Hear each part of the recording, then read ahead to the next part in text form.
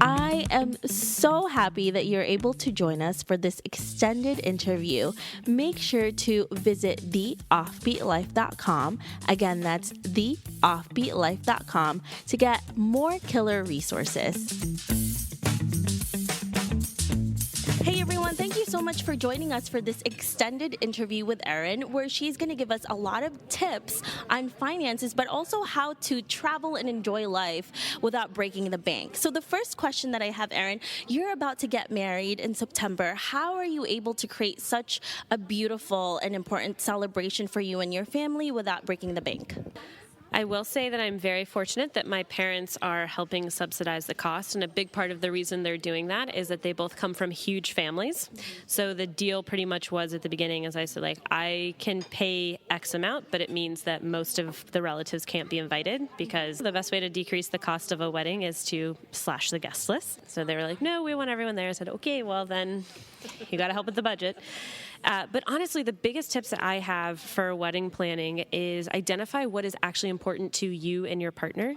And for us, we really cared about having a great dance party. So DJ was very important, and we cared a lot about the photos. So photography was important. And that's where we decided to put, a big chunk of our budget. And otherwise, we just kind of scaled back in other areas. We're not going to have really lavish centerpieces. My dress isn't super expensive. I will say I did absorb a lot of the cost for my bridesmaids because that was important to me. But other than that, just figure out what's important and what's not, and then penny pinch on the rest. And honestly, we planned most of it in like the first 6 weeks and then just stopped thinking about it. I don't get on Pinterest. I don't go down those rabbit holes, because that is how you're going to spend extra money. Pinterest is definitely a rabbit hole. Any tips on how to discuss finances with your significant other? Lots of them. I will say there's a whole chapter on this in my book, Broke Millennials, Stop Scraping By and Get Your Financial Life Together. But my big thing first is that you need to be open and honest with each other, and it needs to be the right time. And you both need to know this conversation's about to happen. Do not blindside your partner with something like, hey, how much debt do you have? Not a healthy way to start this conversation. One of my favorite ways to start the conversation is going from more of a positive angle. And first, you both know this conversation's about to be had, but then you also say something like, hey, what's a goal that you have financially in the next 5 years? Your partner shares, and you say, what's standing in your way from you achieving that goal? And that's a way for you to, in a more natural and safe environment, have your partner enter into the conversation about debt that could exist. The other thing is, you have to be just as open as your partner. There needs to be good give and take there. You need to be very honest with each other.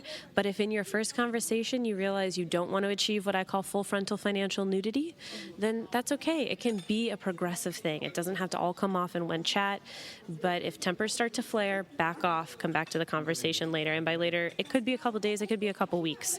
But eventually, you need to know everything about each other if you want to ultimately create a life together. You definitely don't want to be blindsided after the marriage, or even if you're living together and then you start doing a lot of things financially, like owning a home or having children.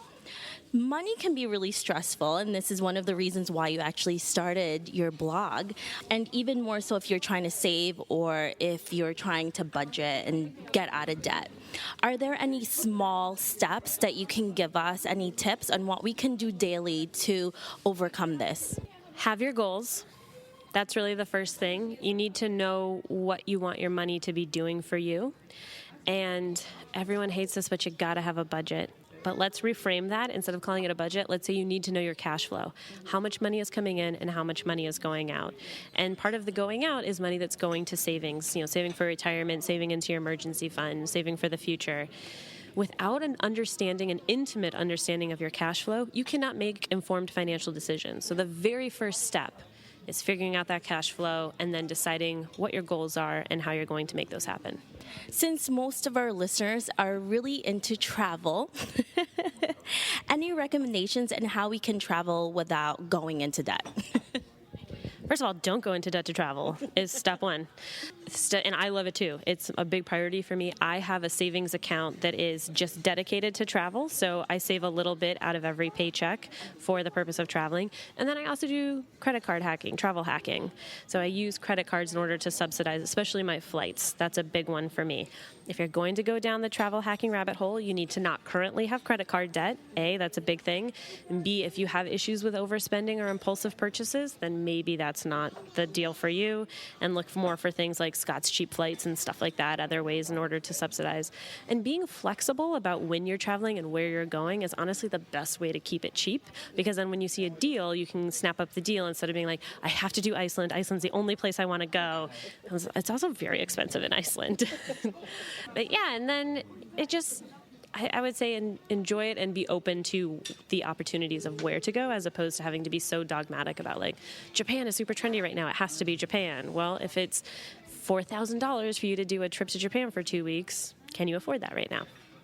For most of us, I think not, right?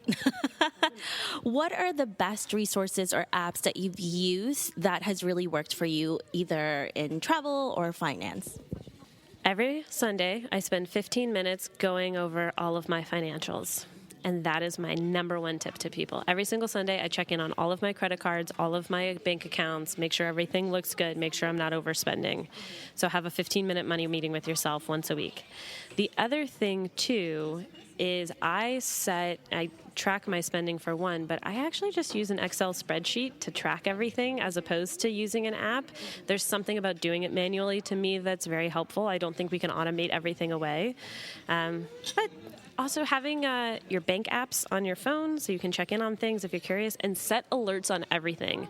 Every time a transaction is made, you need to be getting a text message, because that's also a very easy way to check for identity theft and fraud. Oh my God, please don't. Unfortunately. Thank you so much, Erin, for giving us all of these incredible tips. I really appreciate it, and I'm sure our audience will too. Thank you so much for joining me here today. I really appreciate it. Thank you for having me. But wait, if our listeners want to know more about you, where can they find you? You can find me on Twitter at Broke Millennial. I'm very active on Twitter. Instagram as well. That's Broke Millennial Blog. And you can also find me online at www.brokemillennial.com. And my book is on Amazon and Barnes & Noble and Powell's and wherever you find your books. And also, I can't wait until your second book comes out, and we'll all definitely check that out. Thanks, Erin. Thank you. Thanks for joining me on this extended interview. Don't forget to subscribe and leave a review on iTunes. We can also chat some more on Facebook at The OB Life. I'll talk to you soon.